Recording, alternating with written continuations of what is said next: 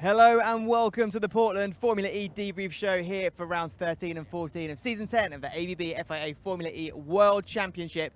I'm Saunders CB, joined by Alexa Rendell. Now, Alexa, we've got a lot to get into because we've had two very hectic, very chaotic races that have taken place in the last 2 days. Lots of insight, lots of analysis. We're going to have some drivers coming your way soon. But Antonio Felix da Costa, what a guy, 2 wins in 2 days. The next chapter of season 10 of Formula E has just shaped up this season finale to be an absolute doozy. You're not going to want to miss this heading into London. But for now, today, later on the show, we'll be joined by American Roku presenter Georgia Henneberry and, of course, our very own championship journalist Katy. But before all of that, and before we get into today's race, we've got to take a look back and see what happened in round 13 of the season 10 of ABB FIA Formula E. It's round 13 of the 2024 ABB FIA Formula E World Championship, and we are stateside. The Hankook Portland E-Prix is ready and waiting. It is on in Oregon. They're so close to one another. Oh, Jake Hughes going off onto the grass. Mitch Evans, a 5-second time penalty. Absolutely disgraceful. Into the lead goes Nick Cassidy. He's off onto the grass. He's lost it. What a disaster for the championship contender. 3 in the last 4 races for Antonio Felix da Costa. Excellent stuff. You know, we were talking about it then. 2 big races, you standing on the top of the podium of both of them. Antonio Felix da Costa, welcome to the Debrief show. I love it. It's always a good sign when we're here, I think. I mean, you just made a joke when you came in about missing the driver's room. Yeah, I do like this room. It's always a bit tense in here. A little bit of drama, right? A little bit of drama. I love it. Well, you're missing it because you're doing so well. Your form is unbelievable. You've had 4 wins in 5 races. It's crazy, man. Look, I'll be sure to never take these moments for granted for a few reasons. They don't come often, unless you're Max Verstappen or Lewis Hamilton. This doesn't happen to anyone in motorsports. So, yeah, I'll make sure to enjoy them and keep riding this way for as long as possible. You know, I have a team behind me that helps me navigate through these races properly. You know, they're like playing chess at high speed, right? So you need to be quick, you need to be smart, you need to be on the right place at the right time. So I have a team that helps me do that, and I think we've got a good understanding on how to do these races, and it's crazy to win 3 races in a row in season 10. It's insane. I mean, from your perspective, when we got to Misano, it was a really tricky point that you were at. We were kind of telling the story that you almost had nothing left to lose. Was it from that point onwards that you went, screw it, I really do have nothing to lose, let's see what we can do? I don't want to start a trend here that I'm quicker when I'm angry. Because you might be a little bit. Well, first of all, I'm never angry. Work for Michael Jordan. Yeah, I know, that's great. He would find things that were fake to make him angry, right? So yeah, I'm a big fan of Michael Jordan, and I did see when he spoke about that, but no. You know, you guys know me. You know, I like to be in a happy environment, and but the truth is, we have been performing in a bit more of a hostile environment, if I'm honest. But it is what it is. It's all good, and you know, this team loves winning, and I love winning. So ultimately, our goals are aligned, and I'm happy to be able to bring these wins to Germany. We've got a really interesting fight on our hands now because both drivers and teams, you know, especially with what you've done for Porsche this weekend, the amount of points you've given. I know I'm even going to say that you've actually made yourself more of a contender again this season. You know, we've just 32, 33 points now between you and Nick at the Cassidy at the top. It's mathematically possible, and if you have the form that you've had for the last, you know, the 3 wins plus the other win before that, mate, it is possible. Do you feel like that way? Stranger things have happened. Let's see. I think as a team, you know, we got Pascal. Well, how far is Pascal? Maybe 15, 12, something like this. Yeah, he's straight down the middle. Yeah, so he's super quick, super close. And I would say, let's go through qualifying 1 in London, and then make a plan after that. Well, the only thing I would say, sorry, just on that final point, is that only at the time, well, most recently, someone has won 3 races in a row was yourself, and that was in your championship winning year. Just putting out there. I don't think I ever had 3 races in a row without scoring any points there. So that's probably where the difference is coming from. Yeah. Well, I do want to look ahead to London. You mentioned it just then. I think on media we've been calling you the Prince of the Pack now. You seem to have hacked this style of racing. Going into London, it's entirely different. How are you feeling about that? Yeah, London's going to be a bit more of a traditional Formula E race. We did well last year. We finished second on the road, if I'm honest, starting 18th.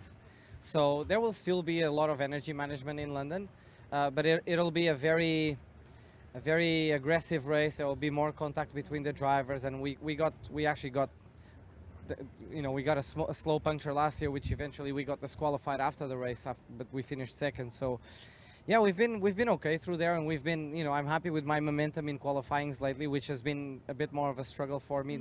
It was never the racing, it was more the one lap.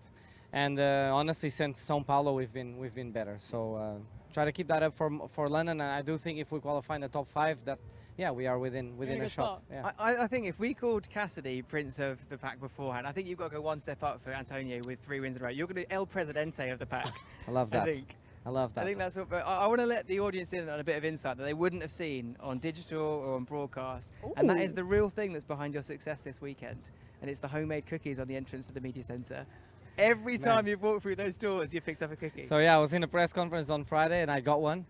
And then after I won the race yesterday, I got another one. And today you were waiting there. Did you wait for him with a cookie? Yeah, he did. He made sure he saved them some for me. So thank you. My pleasure.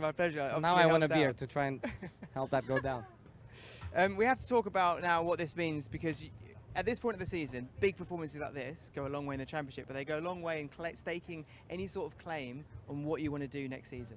You've said before many times in the past, you've not been shy about saying you want to be racing in other championships as well as Formula E. Does this give you a bit more flexibility to demand that when it comes to talking about contracts? Maybe yes. I have been doing a double, sometimes even a triple program for the last 10 years. When I started racing in Formula E, I was an F1 reserve driver for Red Bull Racing and racing in DTM. And then I did the WEC and Formula E for 6 years in a row, and this is the first time that I am not doing that. Mm-hmm. And it sucks, man, because I love racing. If I could be on a race car every weekend, I would. I think it makes me better. But ultimately, it's not my decision, and so I'll try and align my ambitions and my dreams with whoever can do that for me. And yeah, but obviously on the other hand of things, I think things have changed a little bit in the last couple of races, but we do have one of the best cars of the pack here at Porsche, so to just give that away would also be not smart. So sure. Let's see. I think the next couple of weeks we'll try and get everything sorted and arrive in London with a future well planned. Anything to add, Alexa? The passion on the podium the last few days, I've seen you a couple of times just taking that moment. Is that a reflection on everything that you've been through so far? Yes, for sure. And I really hope I'm far from the point that I will describe now, but let's put yourself in the feet of Fernando Alonso, for example. Like when he won his last race, he never thought that could have been his last. You know what I mean? So we never know what happens tomorrow, and I just want to make sure that I don't know if I'm getting older, I'm getting wiser, but I just really want to enjoy these moments when I'm there and not just fly past them, So yeah, that's really what goes on my mind when I'm up there. I love to see it. It means a lot. And then you got to savor the moments, but make sure you make the most of the celebrations as well, which you can do here, because usually when you win on a Saturday and then don't win on a Sunday, that's kind of short-lived. You've done both, so it's like double celebrations coming your way. I'm on my way to LA with Norman, Mitch, and Stoff, so yeah, should be all right too. We should find some place to celebrate. Okay, well, thank you very much for joining us. Thanks, guys. Thank you so much. It's a pleasure. We'll see you in London, mate. All the best. See you soon. And I'm looking forward to beating you on the golf course soon. Yeah, it's on. It's on. I'm definitely going to be. We'll set it up. Now let's go through and talk about some of the more big points, because yes, we had Antonio Felix Costa winning both races, but the real storyline when it comes to the drivers and teams championship is what happened with Jaguar this weekend.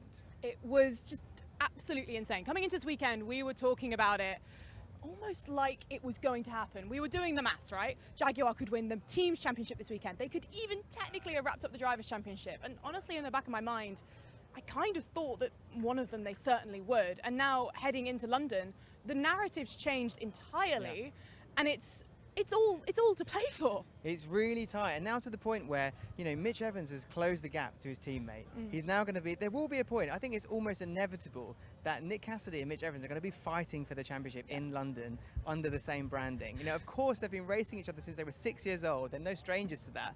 But when there's a world championship, FIA World Championship title on the cards, it's a different beast, Is isn't this it? not the story that we've been teeing up all season, that we I thought think it is, yeah. Mitch and Nick, they're going to be friends, they've been friends for so long, but when something is seriously at stake, how is that relationship going to play out? And we didn't really think we'd see it. Nick was so far ahead. Mitch had a lot of work to do. Mitch has done the work and Nick has struggled. I'm so excited to see what London looks like. Yeah, I mean, in the teams as well, you know, Porsche have seriously closed the gap now. They've put some big pressure on them. And even someone like Pascal Wehrlein, who would have wanted to have done a lot better this weekend, he still cleared his main championship rival by, I think it's 13 points. He got 12 points today, a point yesterday. That is, let's say, damage limitation at its finest. You haven't made it onto the podium, you haven't won the race, but you've got 13 more points than your main rival. Also, if you look for Oliver Rowland as well, he's kind of got away with it a bit as well, hasn't he? Oh, 100%. When we were wrapping up the show today, we were talking about the fact that Antonio Felix Costa is now in the championship fight with 134 points. Rowland is sat just behind him on 131. And initially, we wrote Rowland off. When he wasn't here this weekend, we thought, that's his championship charge done. But both him and Acosta have got the most momentum out of possibly all of the drivers in the championship in terms of point scoring, consistent podiums. Yeah. I would think you would not be smart to rule those two out. It's a big ask, but you shouldn't rule them out. It is a big ask, but, you know, we'll see what happens in London. And once again, in Formula E, it goes down to the final race weekend. Yeah. We love keeping it spicy. We love keeping it competitive. Let's get some more analysis in, but let's be joined by Georgia. Georgia, get in here, pick up the Rescue microphone. Antonio's mic. The voice of Formula E in America. Oh my America. gosh, those are big. That's big shoes. Well, no, they're your shoes. You've made them yourself this season with the Recharge show. First of all, let's talk about where we are, Portland, because you know we are very much in your neck of the woods. You're here. You've been here plenty of times before with IndyCar. Yeah, absolutely. I will say this is the first and only circuit on the schedule that I've been to before. So it was nice walking into a place and knowing at least where catering would be. No, so it's been really nice. I love what Formula E does to this place. I mean, just they transform it into something beautiful. It's a nice place already, and then they transform it into something very different. And I think if you're a first-time fan or even just a returning fan and you came here, you would see just the effort that Formula E is putting into races in America. Well, let's talk comparatively as well. What was your experience like compared to seeing the American racing and the roar of the engines to the ever impressive noise of our cars? There are so many differences between the way an Indy car would race here and the way a Formula E car would race here. I mean, at the end of the day, we're all racing, right? The goal is to win. But I will say Portland promotes aggression.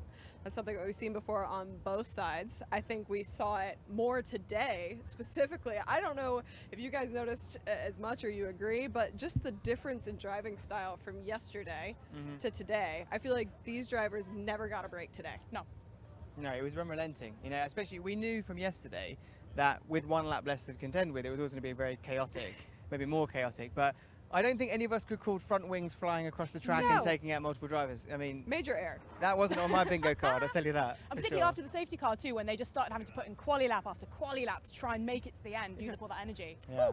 I mean, go on. Well, I was going to say, so I think there's similarities between an Indy car racing here and a Formula E car racing here, but I will say the progression of this weekend, we've seen a lot of drivers getting a lot more aggressive as we wind down to the last two races of the championship. It makes me think, you know, knowing London is not a fast-flowing circuit like we have here, it's much tighter, it's much more unforgiving. The walls almost feel like they get closer as you go around the lap.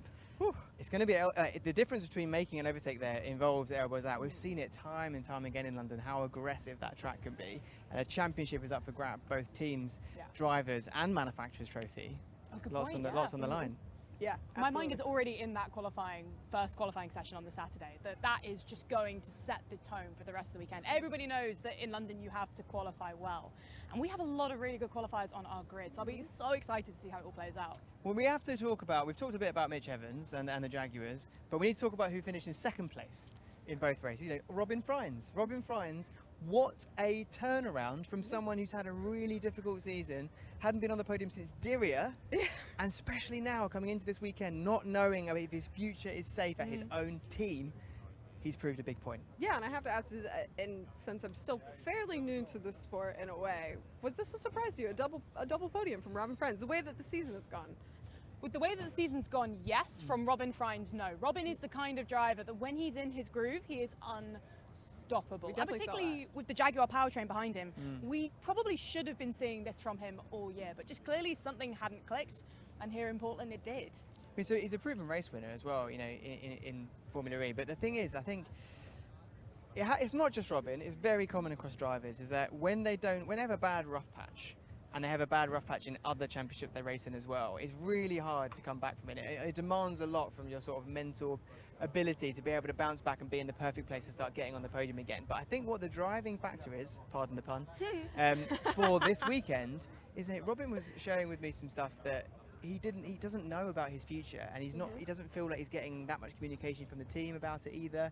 So it really was a matter of proving a point, his words, and he's done that. And he can probably leave here with his head held high, knowing that he did everything that he could to clinch those 2 podiums. Silly season does strange things to drivers. Even Antonio was referencing it just then, that in Misano, we were talking about the fact that could have been DaCosta's last race. We truly did wonder, was Porsche going to carry on with him for the rest of the season with how poorly the start of his year went? He got angry and he found his performance. I wonder if Robin maybe had something similar. He had something to prove, he had something to give, and he did it. Probably almost slightly emotional for him too. I know DaCosta was very emotional after this win specifically. I mean, the magnitude of 3 wins in a row. Yeah. From the beginning of the season, the progression until now, I mean, I would be emotional too. It's a storybook, man. What a comeback story, honestly. I was making jokes with him in the press conferences because he didn't come into either one massively happy. And I was like, are you happier today? You know, you had 2 podiums on the bounce. Please, are you happy? He said, I'm slightly happier. Actually, funny enough, I saw him earlier today and I said, how are you doing? And he said, I'm okay. And I said, well, why are you just okay? And he said, because I haven't won today. And I said, well, go out and get it done. Yes. And sure enough, he did. So on the podium, he was very happy. I love that. That's great. Just before we bring in Katy, Georgia, talk about this first experience of Formula E in the US of A.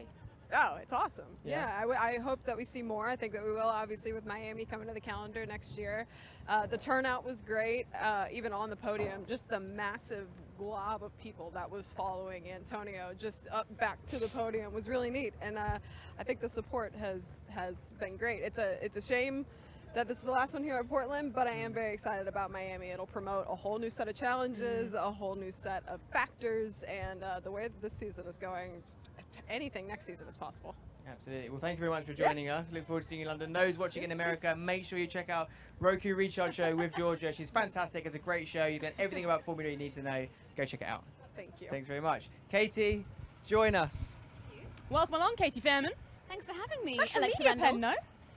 Fresh from Media Pen, indeed. What's the goss? What was the most dramatic line from Media Pen for you? Ooh, it's not so much dramatic, it's more just nice and wholesome. But I chatted to DaCosta, as you guys did.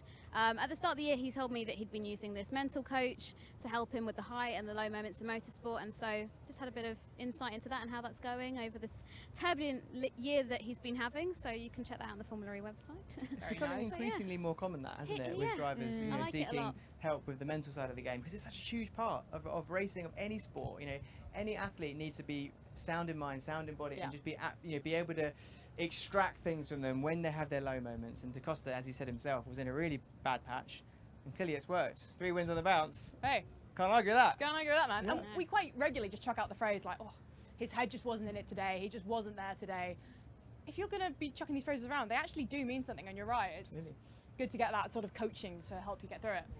So I think now we should get deep into some analysis. Ooh, actually, you know what? I'm going to just mess around with it. I'm going to swap here because I feel like I'm juggling my head between the two. Nice. Let's do it. So now we can all look at each other and get stuck into this analysis, because we have some big storylines. Alexa and I touched upon it about the Jaguar upset.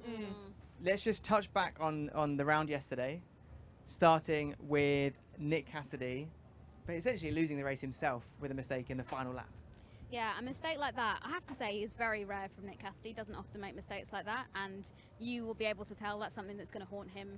Maybe not just until the rest of the season, easy for me to say, but potentially even longer than that. It was an unforced error, but one that could well cost him the championship. And I know that might sound dramatic.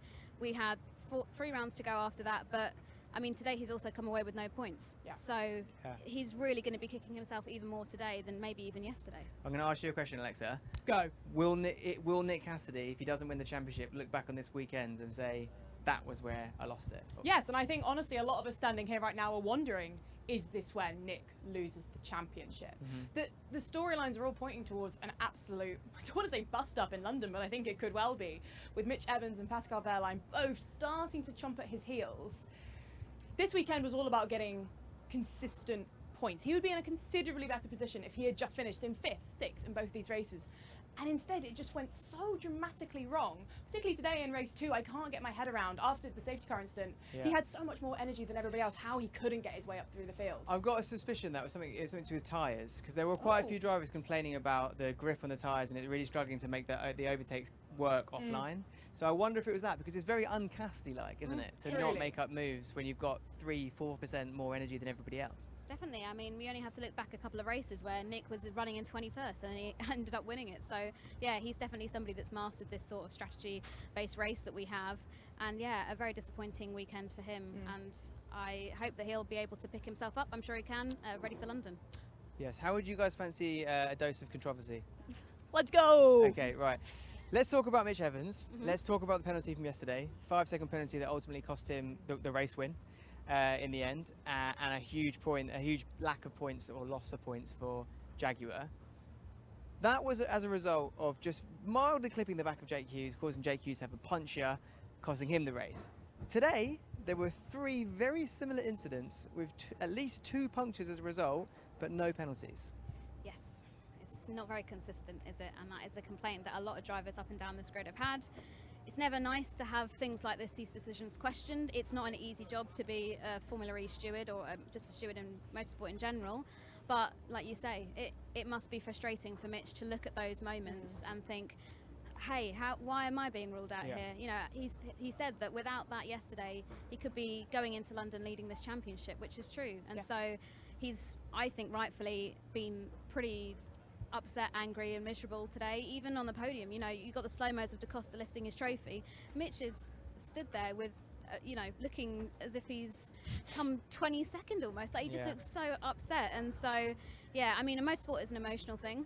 We've seen that, you know, since the start of motorsport. But yeah, it's certainly going to be a disappointing thing for Mitch. Like, it's a thankless job being a steward, that ultimately when you make the right call you've upset someone, and when you make the wrong call you've upset someone. And in my mind, we were just discussing whether or not this will be the weekend that Nick Cassidy looks back on and goes, man, I lost a championship. The 2 other title contenders that are going to be having really similar moments right now, Antonio Felix Costa and Mitch Evans, both of them lost wins through stewarding decisions. And they would be leading the championship if they had both had those points. It's a really, really tough position for them to be in, and try not to get too fixated on those moments, because they have to move forward from this and take themselves into London, because they are still in this. Despite the fact they think there could be more, they're still in it where they are right now, and they have to take every opportunity they can to get to the top of that table. For sure, and Mitch is going to have to really dig deep now to remotivate himself and get himself ready to be performing at the highest level he can. We saw what the revenge era did to Da Costa. I hate to see what it's going to do to Mitch. He wins in London. I don't know if Mitch has as much of a precedent of that. You know, Da Costa over his career has been in bad places and bounced back from them. You know, he was in a really bad place in the seasons before his first championship, where he was, you know, P nowhere for pretty much race in, race out, and to be able to like, turn up each week and go, something's possible, oh, okay, right, let's do it again. He kept going and eventually got himself on the right team, won the championship. Whereas Mitch, when these things happen, sometimes it takes half a season for them to right themselves. And Mitch has been in the battle for the championship multiple times, and it's always been something at the end that costs him. And here we are again, something. The only difference is this time, you could argue, depending on which way you lean, it wasn't his fault. Yes, it's tough though, isn't it? Hey, heading into London last year, I'm getting deja vu. Mitch, Nick and Pascal were all in the championship fight, and it was Jake that came away victorious. Who's currently sat 4th in the championship? Antonio Felix da Costa. Maybe history is going to rewrite itself, but with a new protagonist. Oh, preach it, Alexa. Absolutely love that. Clip that up and get it on social immediately. Right, that's a really good way to think about it. So Mitch Evans, might he do it? Let's look at the leaderboard going into London at least. So you've still got Nick Cassidy at the top. I believe Pascal and Mitch are level on points. Is that 115, I think it is. 12 behind Nick Cassidy. And then you've got Da Costa and then Roland behind that. And Vern, actually, really creeping up, Great job this weekend for the home team, DS Penske. Podium yesterday. Managed to get 17 pole positions. Well, he got one today and made it 17, which is a Formula E record. So, he's doing a fantastic job, which I feel is going a little bit under the radar in this championship fight. So a very strong top 5. Lots of consistency in there. Let's see how that pans out in London. It's going to be very, very, very exciting. Now, is there anything else that we haven't discussed? Because it felt like these 2 races have gone so quickly and there's so much drama. What have we missed? I would love to give a shout out to Kaio Collet, finished ahead of Sasha Fenestras today. Obviously his first ever race in Formula E, replacing Oliver Rowland. Ollie, hope you get well soon. But Kaio was really, really impressive today, coming in with absolutely no sim time, no experience of this track. I was really impressed with what he managed to do. I'm going to give a shout out to Nico Müller. Yes, great shout. A 5th place and a 6th place over the weekend. Actually, Mahindra in general, that progress that they've made to be fighting up there today was so exciting to see. Really impressive. There was a nice moment towards the end of the race where they all gathered in the garage, and the team boss gave them a nice speech, and there was nice applause and celebrations. I think they've earned it. Yes. Okay, finally, before we wrap up the show, we usually predict about what will happen in the next race. Let's predict the World Championship. All 3 of them. I want drivers, teams, and manufacturers trophy. I don't think I can take part in this. In the preview, we made a joke saying that I jinx whoever I predict. I went, fine, I'm going to predict Nick Cassidy this weekend. Oh my word, you did! So that this title fight goes to London. I think I've accidentally predicted Nick Cassidy into having the worst weekend of his season. Well, let's put this to the test. Alexa, who is going to win the Drivers' Championship? Oh God. Absolutely all bias aside, I want no accusations. I still think it will be Nick. Katy? I'll go different and I'll say Evans will finally do it. Evans will finally do it. I'm going to chuck it in there, and I'm going to say Antonio Felix da Costa, just to be interesting. Teams, manufacturers, teams trophy. Jaguar. Porsche. Okay, manufacturers trophy. Porsche. Porsche. Okay, I'm going to say Jaguar teams. Yep. Weirdly, Porsche manufacturers trophy. Yeah. I'm doing the maths. That adds up. Makes sense. It could be Let us know in the chat what you think. What are your predictions for this championship? How will it go when it goes down to the wire once again for the 10th season in a row in Formula E? It's always exciting. It's always great. Alexa, do the line. Season 10. It's on.